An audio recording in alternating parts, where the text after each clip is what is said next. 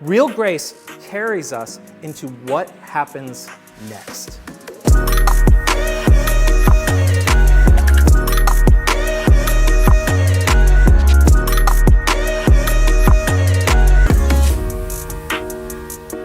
Hey, well, we're in the midst of our series about Raisin Cakes and Grace. I gotta tell you, this has been a fun one, hasn't it? For those that have been here from the beginning, it's mostly just been judgment through and through for quite a while, hasn't it? Yeah, a little bit, yes. It started off very tense, and we're dealing with Israel's actual sin of worshiping a false god instead of worshiping God. And there's real consequences to that. And with that, it's all under the framework that God places with Hosea and his wife, Gomer. And so as we're looking at it, man, it's just been so tense as we look and hear about just the harshness and the reality of this is what happens when one commits adultery, when there creates separation within intimacy. Things are rough. It is not pleasant. The home is not good during that time period, right? And so I'm going to give you some exciting news today. Today we're going to back off a little bit in the sense of intenseness, and we're going to go into some intense goodness. That's the best way I can put it, right? And it's going to start to feel a little less painful. And so I'm sure you're all you've been hopeful for that. You've been waiting for that, right? But what have we been really hopeful in, right? That the tension just goes away together, right? That's what we're all hoping for. It would be like if your foot just swelled up and you're in immense pain, right? And you're just like, oh, it hurts so much. But then one day you wake up and it just went away and you're like, oh, there's no more pain. It's still swollen, but there's no more pain. I guess I don't have to go to the doctor anymore. Things are good, right? Yeah, that we don't want to be hopeful just because something difficult is in the Bible and we don't have to read it anymore, right? We still need to deal with something like that, and it's important. So thus, chapter 3, we're arriving at chapter 3 in the book of Hosea. And I wanted to propose a question this morning, which is, do we really understand what grace is? I've been wrestling with this for a while now, just thinking about, gosh, how blunt do we really need to be about grace? And really discuss and talk about it. Chapter 3 is probably the most essential chapter in all the Bible, and I mean that, in all the Bible when it comes to exploring grace, and it comes in the Old Testament, not the New Testament. Because it does so without all the Christian buzzwords, right?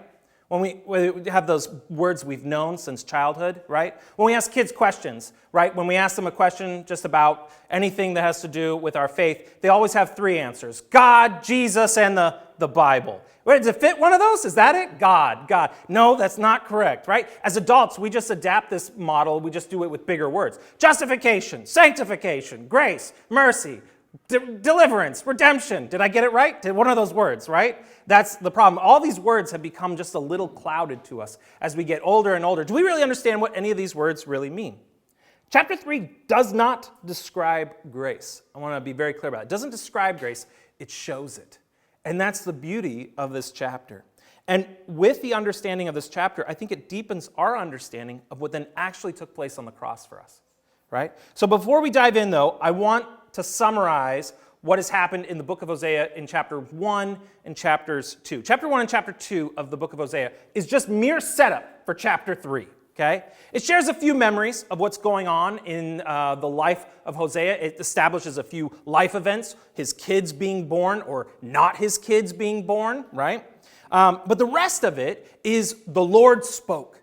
And it's just one fluid motion of God speaking across both chapters. And here's what God is talking about. The first thing that he's talking about is the controversy. I love the ESV for using this word. That there's a controversy between us and God. That there's a description of the conflict. What is causing the continued separation is addressed. I love that. It's not ignored. God does not ignore something that's separating us from him. It's called out because of his love for us. Gomer has committed adultery. Israel is worshiping false idols, and we have gone against God and have forgotten his steadfast love. Second thing God addresses is the consequences, the fact that there's a reality to the conflict, that if things continue down this path, there's a natural outcome that is inevitable, right? Separation leads to separation. Doesn't lead to cotton candy or just a fun party at the end. Separation leads to more separation, only this time it's the eternal separation, the further and further it goes. But the last thing that God starts to share about in chapters 1 and chapter 2 is hope.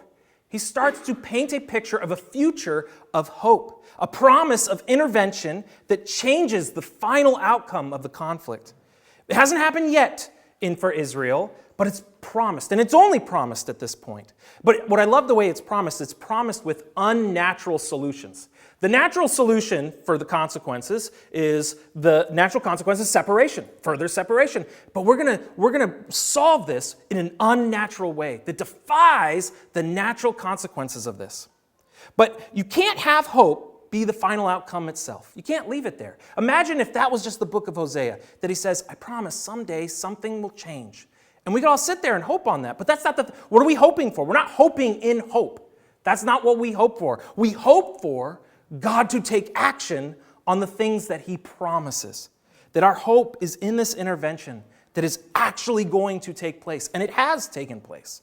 So let's dive into chapter 3. Here's the first thing that happens. And the Lord said, and so there's a new break in God's speech, that the fact that Hosea has to draw out that the Lord spoke again. God was speaking here, and now he's speaking something new. And this time, he's calling for action. Go again. Go again, repeat your actions, Hosea, regardless of what your wife has done. Yes, she has been unfaithful. Yes, she's been an adulteress. She's engaged in whoredom. And at this point, she has left the home. But go again and love a woman who is loved by another man and is an adulteress. One of the adulteress here, which is very interesting, is that she has been this unfaithful wife to Hosea. But it's in the fact that what she's chased is falsehood. What she's cheating on and being unfaithful to is a falsehood. She's these acts of perversion that she chases. And she chases all of her relief, all of her nourishment, everything that she thinks that she needs. She chases somewhere else in falsehood instead of all of that being provided by Hosea. In fact, it was. She just couldn't see that. But at this point, it has led her now to be loved by another man. Because of her unfaithfulness, another has a claim on her. This is what takes place when we indulge in our idolatry. When we indulge in our idolatry, it not only leads us to making poor choices, but it makes us vulnerable to becoming prey. Our dependency leads to further dependency. We chase after something, and when we're chasing after it so hard, we're just willing to let all these other things go and let these other things happen as well. Yeah, I'll make that poor choice here, whatever it takes to get to this thing. We compromise ourselves after we chase, believing that we can think that this thing, whatever it is, will give us relief, nourishment, identity, love. But for Gomer, she chases this emptiness looking for her worth and her nourishment. That it is her then interacting and exchanging with these people that have little to no honor. And she is compromised. It's her actions that lead her to being compromised, but she becomes so compromised that these men are then able to exploit her, to the point that she now, as we'll find out later in these verses, that she has become a slave, a bondservant. And so she's in debt. She's built up her debt so much to these people that she's now in debt that she has become their slave. And then that this slave in particular is a sex slave. And she is lent out for whoredom and prostitution. This is the wife of Hosea. But this is also the state of Israel. Even as the Lord loves the children of Israel, though, and that's the important word, they turn to other gods and love cakes of raisins, or the sacred raisin cakes. They seek from Baal, a false god, what they could seek from God. They engage in impure acts of worship, and this has effects on their society, their culture as a whole, and their daily practices as an individual and as a body of believers. But their actions make them so unrecognizable as God's people that eventually you look at them and you're just like, these are the people that claim about a one true God? All of this, by the way, is for the sake of trinkets. It's interesting because we've been talking about this for a while. There are real issues that they're seeking after blessing, right? But God doesn't call out and say they've turned to other gods and love blessings. He calls out raisin cakes. It's something small, insignificant. But I think what God is doing is he's highlighting and saying, what an obscure level of priority in their life. That this small, little thing has become so important. My daughter loves this artist called Peabody. He's a Christian rapper. I have the wonderful fortune of always listening to him every time we're in the car. Play Peabody, right? And he has this one song that I have listened to over and over again, not by choice, but that he talks about his favorite drink in the summer. And this favorite drink has a particular flavor. It is cherry cucumber flavor. You ever had cherry cucumber before? I have not had cherry cucumber before, but Peabody says it's the best flavor in all the world. But then he talks about in the song that eventually it's gone. Fall's here, the flavor is no longer. He can't find it anywhere he goes. And he says that at this point, he starts to chase everywhere he can, looking for this flavor. He spends his weekends driving out of town just to see if someone else still has cherry cucumber, chasing it. And he's hyper-focused and he loses sight of what's important. And he calls it out in the song. He says, reminiscing is what has become my solid ground. Right? We have a problem in our culture right now, and it's nostalgia. We chase after nostalgia. We keep chasing after it because we think that's when it was better. If we could just get back to what was better, get back here, right? And if we can finally have it now, finally everything will be perfect. If you're a Star Wars fan, you know this is not true, okay? Here's what he says in this song. He says, everything I trusted in is broken. That's what he arrives at. Down and rusted, in from practice to people. To the fact that now he's chasing after this so much that he's destroying the way that he lives his life and the way he treats people around him. Israel's pagan worship corroded their behavior and their integrity, all which is supposed to be rooted in God's character. They themselves were destroying the blessings that God gave them. They de-emphasized, and this was the crucial part, they de-emphasized being God's people even as a blessing. That's supposed to be the greatest blessing ever. And they were like, yeah, small potatoes. Instead, I want more crop. Give us some more of that. Give us some more cattle. Give us an abundance of wine. Give us our wonderful practices of worship. Just make them more, everything. And society, oh, it's so lifted up. It's so great. Yet the greatest blessing that they could ever have was fellowship with God. Intimacy with God and the knowledge of God, to be able to live within that and have full dependency on that. No, they couldn't have that. They needed more. So even though, keep in mind that word, though they had abandoned God and then they had forgotten about him because they were so focused on other things, what does God do? God, the Lord, loves the children of Israel, even though they behave this doesn't change how God feels about us. So here's the action. Here's what comes next. I, Hosea, bought her being Gomer, for 15 shekels of silver and a homer and a lethek of barley. This is, by the way, a homer is basically 10 bushels of barley, and this is about a half of a barley, right? So, and all this would be equate to about, get ready for this, 15 shekels. So we got 15 shekels of silver plus 15 basically equated shekels in crop. That equals, we're all doing math this morning, 30. All right, just making sure. We set that up in advance. Okay. But here, I'll get rid of this. Don't worry, we don't have to look at math forever, I promise. All right, but here's the important thing. I bought. Hosea finds Gomer in a place that he has to purchase his wife back. He didn't just find her on the street saying, "What are you doing? You're supposed to be at home with me. Come on, come back." He goes to a place, he goes to auction where he has to purchase his wife. She is sunk so low. She is so damaged.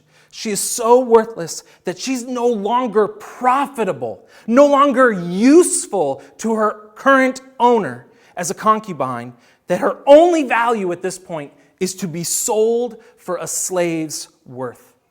Now, it's unclear of how this would look in Israel at this particular time, what it would look like to be sold at auction. But the pagan cultures around them, we do understand that. And the best part that's very interesting, Israel has been blending their culture with all the pagan cultures around them. So we could assume that they've also blended this a little bit too. Here's what would happen in the pagan cultures. They would strip their slaves naked and present them up for sale. This is how they are presented.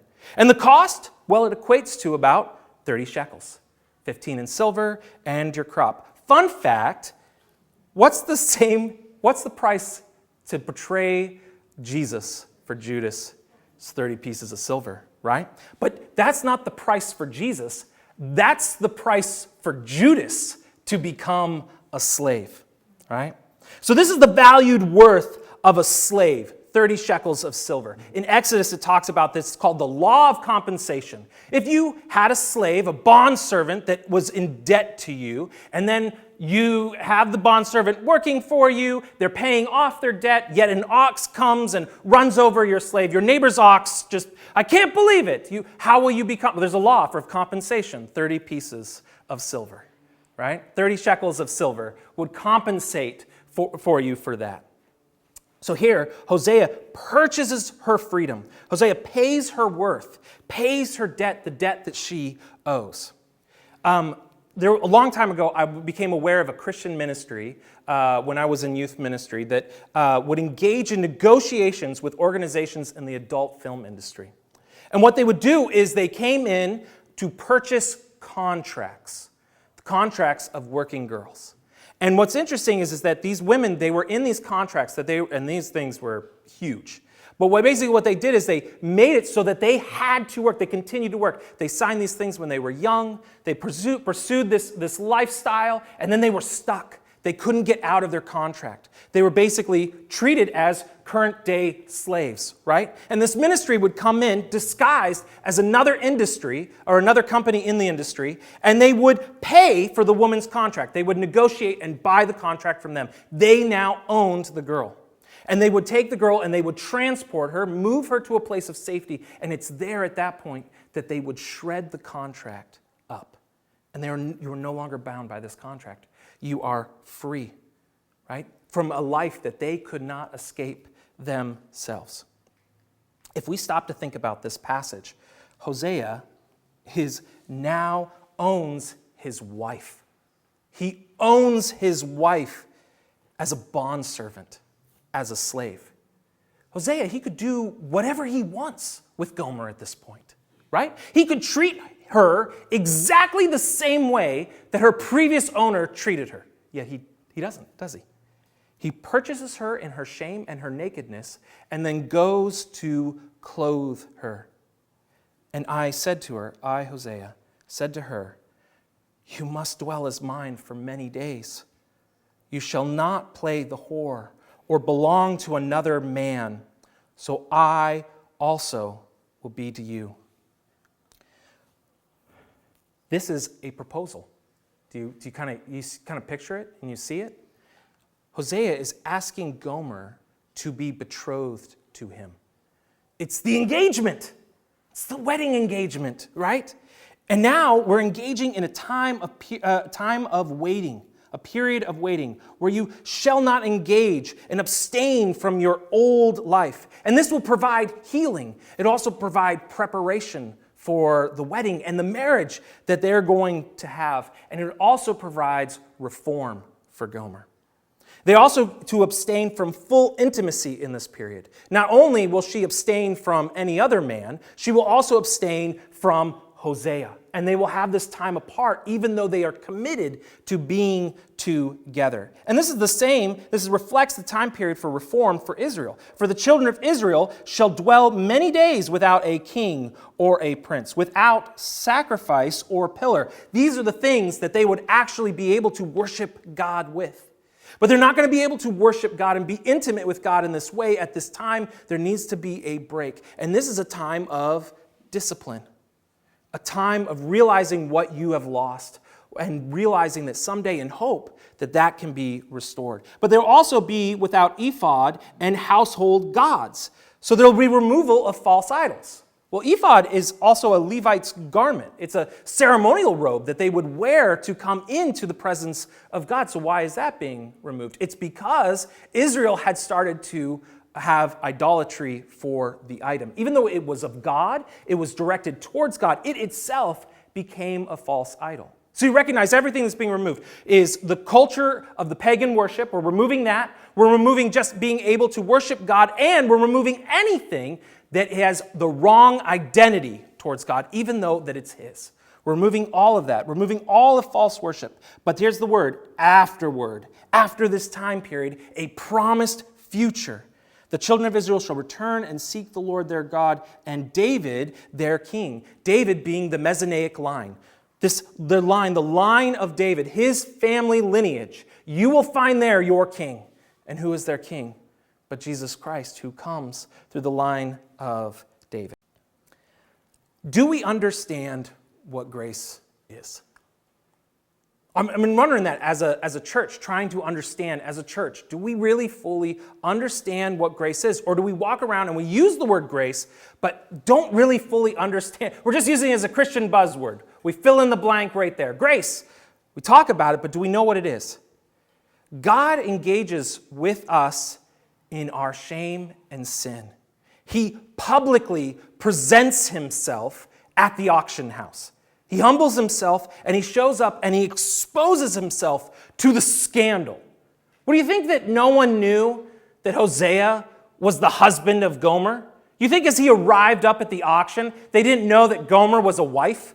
That she was already claimed, yet they were abusing and using her? You think they didn't know? And then they watch this husband come and he shills out everything he has. I don't have 30 pieces of silver. I've got 15 and then I've got some crops. Everything I got. Here's everything I have just to buy back my wife. Understand this. Jesus is the Father's everything.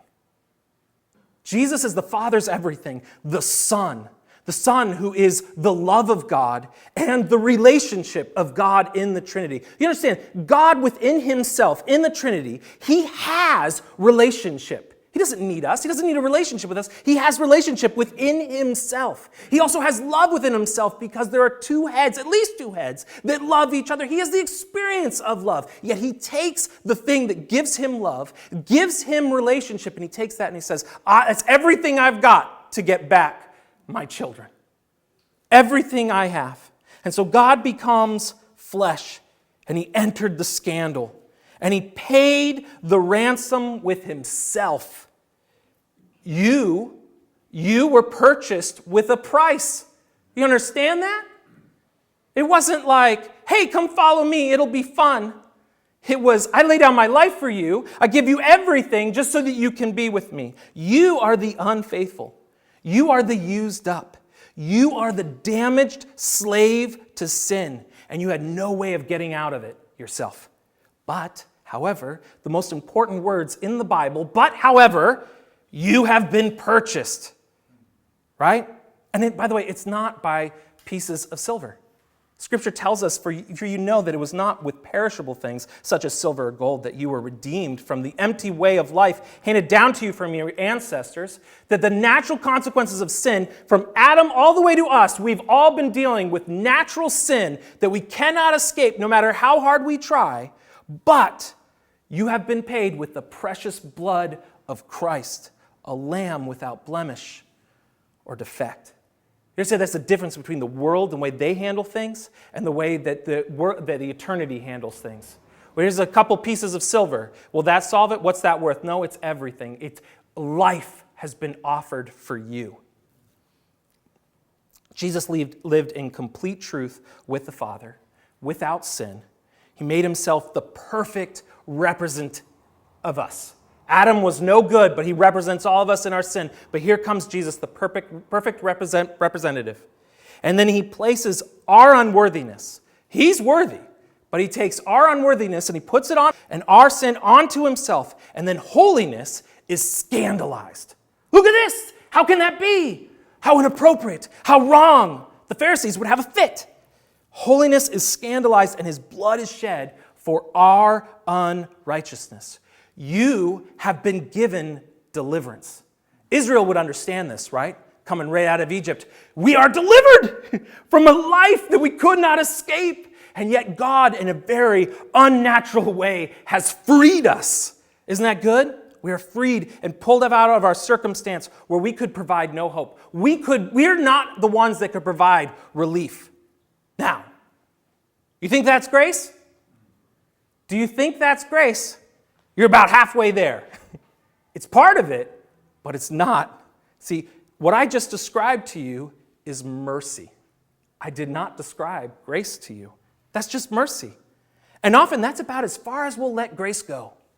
That's it. That's as far as we'll let grace go in our life. Or we'll just scrub that part altogether. I don't need any saving. And then we come and arrive at some grace that's just like this really fluffy thing, where it's just like, grace, it's just a kid word again. Is that the answer? Grace. Real grace carries us into what happens next. Okay? Remember, Jesus is the purchase owner. Okay? He has the right to do with us whatever he wants. Okay? And what he does is the very definition of grace. You have been given his undeserved love. You have been given his undeserved faithfulness, his undeserved commitment to be betrothed to each other. All of it is undeserved. You're not supposed to get any of it. I hope your ears are open, and I hope you can listen to this. His grace not only sets us free, but offers us life with Jesus. All of us who lived among them at one time, gratifying the cravings of our flesh and following its desires and thoughts like the rest, we were by nature deserving wrath. But, however, because of his great love for us, God, who is rich in mercy, made us alive with Christ, even though we were dead in transgressions. You see the difference? Mercy is here, made alive in Christ. There are two separate things, but in all of it, it is by grace you have been saved. Grace is the sum of all his actions towards us. But grace, I love this, grace even holds a deeper component still. Even from everything I've just said, grace holds a deeper component still. Grace is also how the sum of his great love, displayed on the cross, covers us, and then what it moves us into next. May we just not know about his grace. May we also receive grace. Now, what's the difference?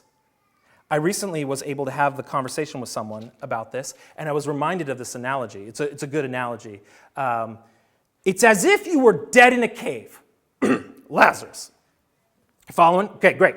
It's as if you were dead in a cave. You're isolated, you're cold, there's darkness, desolate.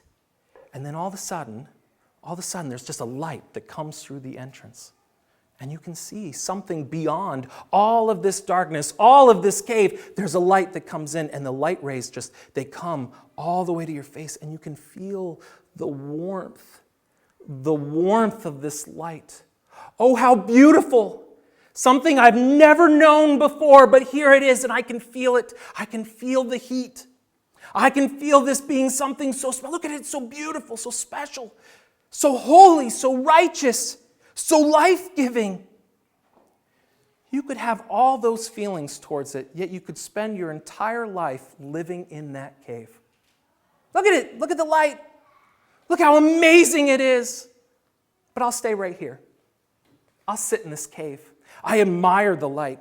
I respect the light. I honor the light, but I don't live in the light.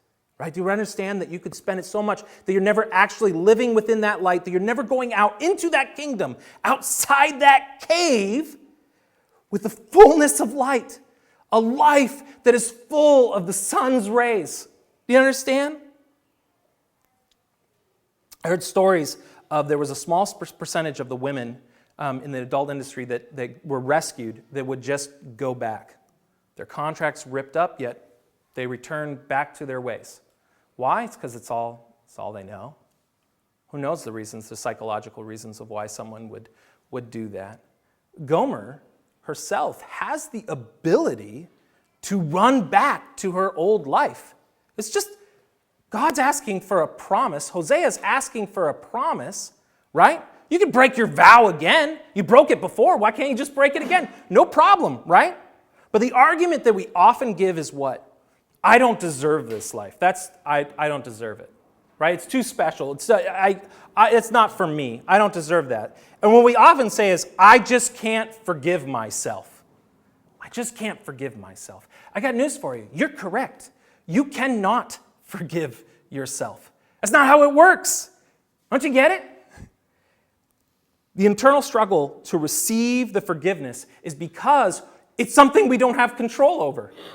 We don't control God forgiving us, and that bothers us because we would like to be in control. I'll decide when I'm forgiven. When I've made myself into something that's at least redeemable, then I'll allow myself to be forgiven. I'll forgive myself then. No. Christ has paid for whatever pride, shame, guilt, or stubbornness keeps you in that cave. It's all covered.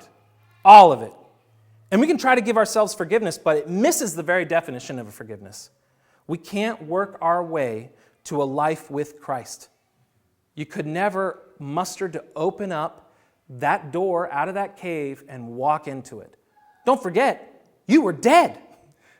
Dead means dead, right? But he who has the authority to extend grace, he offers it, and he offers it with his life and upholds this promised life with his resurrection power. And this is what he's offering you. It's a life fully, not partially, not a little bit, fully, forever with him.